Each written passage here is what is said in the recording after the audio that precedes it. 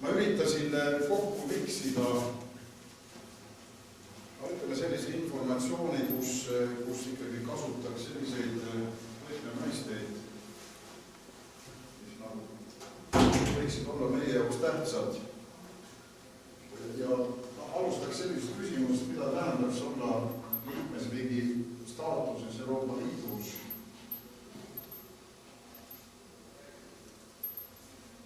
Siin on need punktid välja toodud, et see ärikeskkond, rahvusvahelistumine, siin on nagu kaks märkmõistet, et on see heterogeensus ja komplekssus.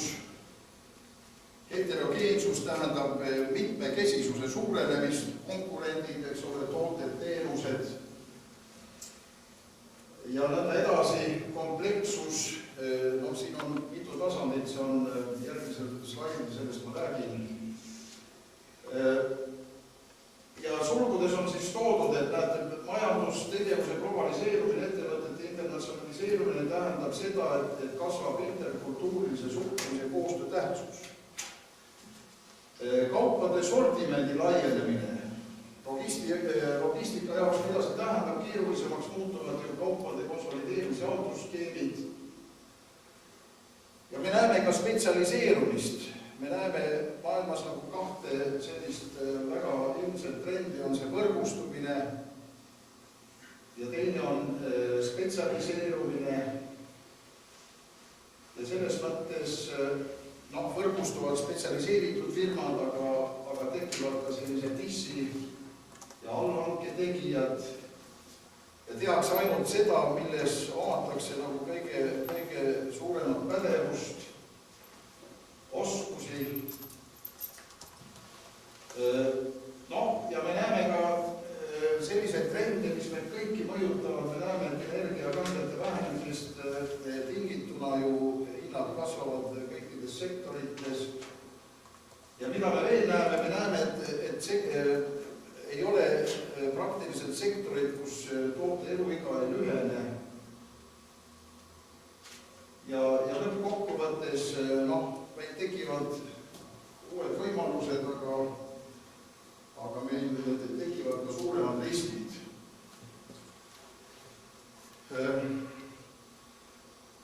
Nüüd ütleme rahvusvahelistumise või siis ütleme globaliseerumise kontekstis meil tuleb ületada nagu kolme komplekssust. Üks on nimetatud topoloogiline. Me näeme, et hanke tootmisjaotuskohad maailmas on geograafiliselt nihkunud ja tegelikult lõpptootja on ju firma, kes paneb kokku siis ütleme allhankijatelt saadud, kes on geograafiliselt laiali paisatud toote komponentidest, siis lõpptoote. Me näeme ka seda, et inimese tasandil on raske aru saada sellest, mis maailmas toimub, sest mida suuremasse majandusruumi me liigume, ja me võime siis seda nimetada kognitiivseks komplekssuseks ja ütleme rahvusvahelisel tasandil või suures majandusruumis ikkagi me näeme meeskonnatöö lahendusi. Enam üksik inimene ei suuda kõike haarata, hoomata, rääkimata analüüsist ja sünteesist. Ja kolmas on nimetatud algoritmiline, see on siis lahenduslik, et me peame ka kiiresti jõudma lahendusteni ja selleks, et konkurentsis küsida, me peame konkurentidest kiiremini turte välja mõtlema, valmis tegema, tuule viima, maha müüma. Ja kui me seda ei tee, siis me ei konkureeri. Nüüd, mis on kriitilised edufaktorid? Kõigepealt majandusgeograafiline potentsiaal on meil ju päris hea. Meil on kõik eeldused ida, lääne, põhja-lõuna suunal. Meil on väga soodsal positsioonil, meil on ulatuslik merepiir, meil on sadamad ja edasi. Nüüd teine on ressursside unikaalsus. Ega ega siin meil nagu midagi eriti ei ole, sest elanikkond vananeb ja kui me vaatame, mida me välja veame, siis me näeme, et ei ole selliseid unikaalseid intellektuaalseid ressursse, millega luua rahvusvahelisele turule väärtusi. Edasi haridussüsteemi infrastruktuur, tooraineallikad, ekspordivõime, sellest me rääkisime. Ja muidugi väga tähtis on ettevõtete koostöövõime ja kohanemisvõime. Ega me seda koostöövõimet ei näe. Me koolitame siin vedajaid, litsentsikursust teeme ja on näha, et kõik ikkagi tahab kõik ise teha. Ja selles mõttes see koostöövõimekus on üsna madal. Nüüd edasi. Meil räägitakse, et majandus kiiresti kasvab ja ainsa argumendina tuuakse majanduskasv, aga selle loogika järgi, kui võrrelda ennast Saksamaaga, siis sakslased on ju päris jämnud. Sakslaste majanduskasv on hetkel vist kuskil 0,5%, aga me vaatame väliskaubandusbilanssi, siis sakslaste eksport on Euroopa Liidu suurim. Nii et ütleme, see informatsioon, millest meedia räägib, see on lihtsameelsetele, ebakompetentsetele, on veel terve rida näitajaid. Ütleme, meil on juba hetkel oskustööjõu defitsiit, see näitab ka haridussüsteem on paigast ära ja on terve rida probleeme. Me näeme ka seda, et seda võiks, see on niisugune Raagma väljendus, Harri Raagma väljendus, et perifeerias toimub innovatsiooni väljapumpamine ja nii ta tõesti on, sest kui me vaatame demograafilist struktuuri, ütleme, liigume Tallinnast perifeeria suunas, ega see pilt ei ole rõõmustav, sellepärast, et perifeerias me ikkagi enamasti näeme vanemaid inimesi, noori on suhteliselt vähe ja rääkimata siis väärtuse loomisest kliendi jaoks, et see on üsna tagasihoidlik. Nii et me peaks rohkem väärtustama inimressursse ja me peaksime igaühes, meid jääb järjest vähemaks ja igas inimeses peaks ikkagi nägema suuremat potentsiaali ja peaks mõtlema, kuidas seda potentsiaali realiseerida.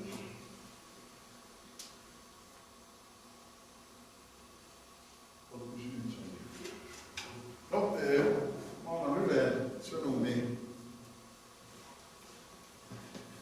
Läheme siit üldiselt tasandil siis rohkem üksikule, et kujutame ette, et siin on kaks regiooni, kaks suurt palli.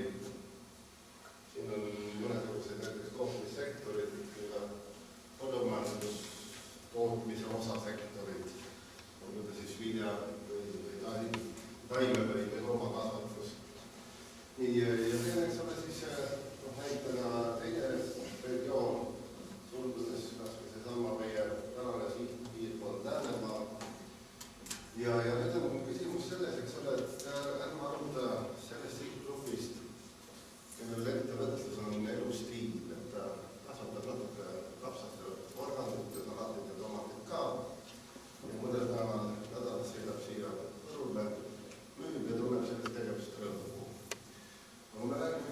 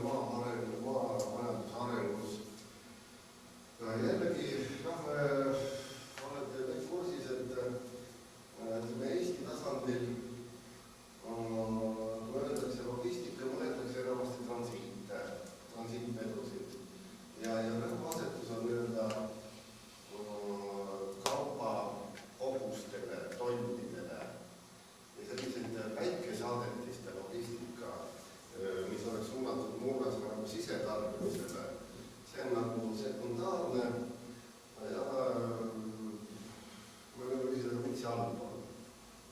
Lugu on lihtsalt selles, et kui mina olen tarbija, sisetarbija, eks ole Eestis, siis mina maksan kinni selle toote ja maksan kinni kogu selle kõik logistikakulud. Ja kui toode kusagil ei müü, siis tootele võib-olla ei iga midagi, päris hea kell. Logistika on väärakas ja see info on mulle vastu võetav. Nii, nüüd selge see, et maamajanduse areng ei toimu mööda maanteid ja raudteid või kõlateid, eks ole. Ütleme, et teeme mõne kruusatee kõvavattega teeksid, siis hakkab arenema, ei ole nii. Vaid ikkagi see kõigepealt peab tekkima see ettevõtluseks, maamajanduseks soodne keskkond ja siis tulevad muud asjad järgi. Nii, ma kõike hakkasin võib-olla kommenteerima, mida peaks seal arvesse võtmine ja selgelt mõõdetavad või rahapõhised indikaatorid ja hinnatavad indikaatorid, millest ka eelmises ettekandes oli kaugelt juttu. Ja minu meelest see käesolev projekt on ikkagi unikaalne, selles mõttes juba unikaalne, ütleme see praegune tasand, kus eelmine ettekanne lõppes, et on loodud ikkagi väga huvitav andmebaas ja nüüd sellest andmebaasilt saab välja töötada mõned sellised logistika ahela mudelid, mis toetaks siis maamajanduse arengut. Millised need olla võivad või millised need stsenaariumid on, ei oska hetkel öelda. Siin oleks siis selle asjaga vaja minna edasi ja see mudeli sisendid peaks minema siis lausa sinna kogu juureni välja üksikute tootjateni külades. Millised on nende pakutavad sisendid? Nüüd me tahame paljusid asju võrrelda. Siin on toodud selline graafik siis millise logistika kulumise struktuur Soomes. Hea võiks siia tuua Eesti näite kõrvale, aga paraku ei ole. See on tehtud lähtudes uuridest tööst, eelmise aasta vahepeal värske. Ja siin võiks olla see palju see, et võtame need mikroettevõtted, siis nendel on siis kõik kogu logistika kulud kõige suuremad, kusagil 16% käibest. Ja alla lähevad siis suurettevõtted on väiksemad. Ja suurimad kulud on, eks ole, see punane on siis veokulud ja sinine on ladustamine. Need kahe peale on circa pool.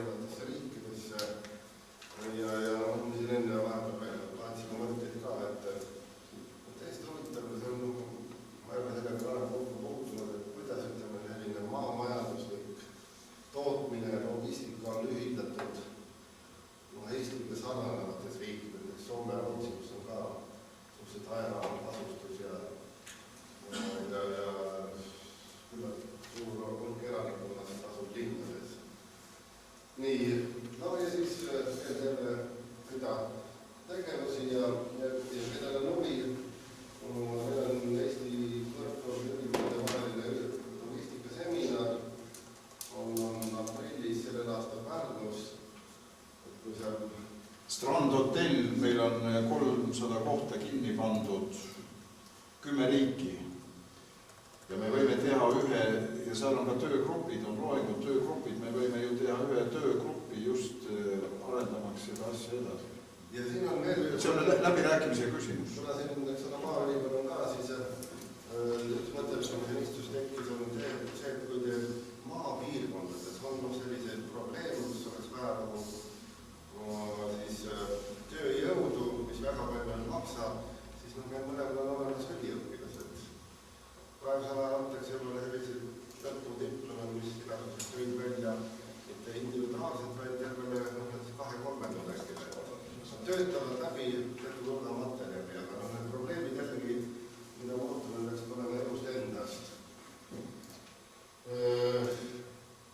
Nii, see on siis veel selle logistikaseminari kohta, siin mõningad meie andmed, mida oleme ette lugema. Kui seda lugu kokku võtta, siis ja vastata küsimusele, et kas siis logistika on maamajanduse arengu eeltingimus või tulem, siis võtab mõlemad. Ühel etapil on domineerivam, teises etapil võib-olla sekundaarsem. Ja näiteks ütleme mõningad paralleelid tuua siin tööstussektoritega, siis ka seal on analoogne probleem. Väike tootjad ei suuda konkureerida globaalsel turul. Aga miks nad ei suuda? Ilmselt siin eestlane on tulnud sellest konfoosiumiljööst ja ta on veel piisavalt individualistlik. Aga selline isikupõhine või üksindu turul olemine tänapäeval enam ei toimi. Nii et ootame ideid koostööks ja jõudu teile. Ma võib-olla täiendaks paari lausega, et me võime ju logistikast rääkida kui juhtimisfunktsioonist, eks ole. Tavapäraselt, mida mõeldakse logistika all, see on transport ja vedu ja laomajandus ja nõnda edasi. Aga me võime rääkida ka kui mõtlemisviisist, eks ole. Nagu see härra ütles, et integreeritud lähenemine ja logistika on ikkagi süsteemne lähenemine asjale, et kust see logistika sisse tuleb. Ma enne siin täienduseks ütlesin, et me peaksime ära määratlema, kes on need integreeritavad subjektid, need rollid, mis võiks olla see võimalik klaster. Me näeme ju maailmas innovatsiooni suutlikes riikides, kus ikkagi majandusarengud on kiired ja kus palju produtseeritakse uusi tooteid, siis on ju loodud klastrid, ka Eestis on mingil määral toimub juba klasterdumine. Ma kasutaks seda mõistet, et kes on need integreeritud klastri subjektid, eks ole, läbi kelle, ütleme, nende subjektide kompetentsuse on siis võimalik modelleerida ja kaugemas perspektiivis ka rajada siis, ütleme, selline infrastruktuur, selline toimemehhanism, eks ole, mis võimaldab uuele kvaliteedi tasandile minna. Et võib-olla sellega me täna rohkem ei räägiks, ega see pikk jutt ja hea jutt. Teil oli vahepeal vist... meil on väga praktiline probleem, et me oleme siin seoses nende poolooslike kooslustega aastast 2000 üritanud ka leida selliseid tooteid, välja töötada tooteid, kus meelitakse rohkem inimesi kallatama rannaniitudel ja seetõttu me leiame, et see liha on eriti väärtuslik, kuna on kasvanud looduslikus keskkonnas, loom on tarbinud väga mitmekesist toitu, soolast rohtu ja oleme mõelnud välja siis niiviisi, et võiks olla selline toode liha looduslikel karjanadel. Ja seda on siin natukene arendatud mõne mittetulundusühinguga, mõne tootjaga. Meil on päris hea tootjate võrgustik, kes oleks huvitatud selles osalema. Aga erinevatel logistika etappidel on erinevad väikesed probleemid. Ja ma mõtlen, et see oleks väga hea võib-olla just sellistele tudengitele logistika uurimistööks, et mis sellises ahelas on puudu, mida oleks vaja täiendada, kas üldse meie seadusandluses see oleks võimalik. Aga põhimõtteliselt ma arvan, et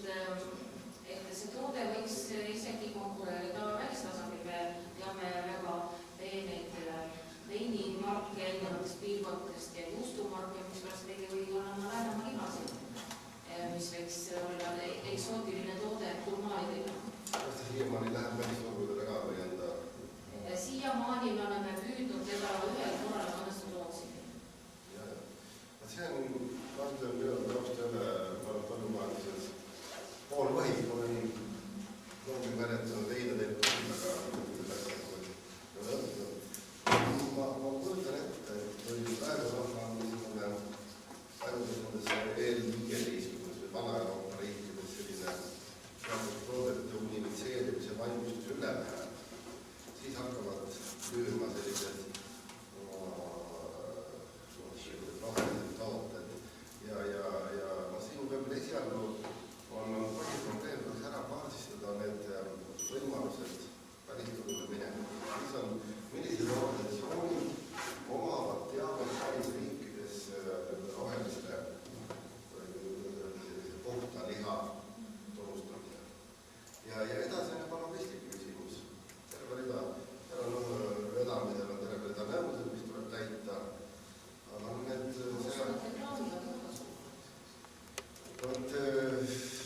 need on see küsimus, et kas minna ise turule, uude välisturule või kasutada kellegi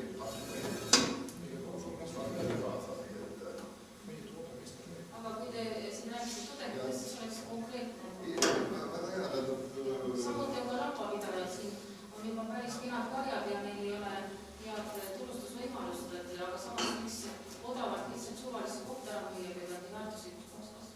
Nende teadmiseks, et nendest karulomehed need juba rahvades oma päeval tapavad oma toodangut. Ja ei, see ei ole ainult karulas, vaid meie liha läheb sinna, aga see on ikkagi mitte selle kaubamärgi on. Ma ütlen, et me oleme suhteliselt väikesed, me peame ennast eriliseks tegema, me ei suuda massiga tappa, vaid me peame olema erilised ja hakata just reklaamima seda, et see on midagi erilist. Aga see vajab kõik sellist selgitust. Siin on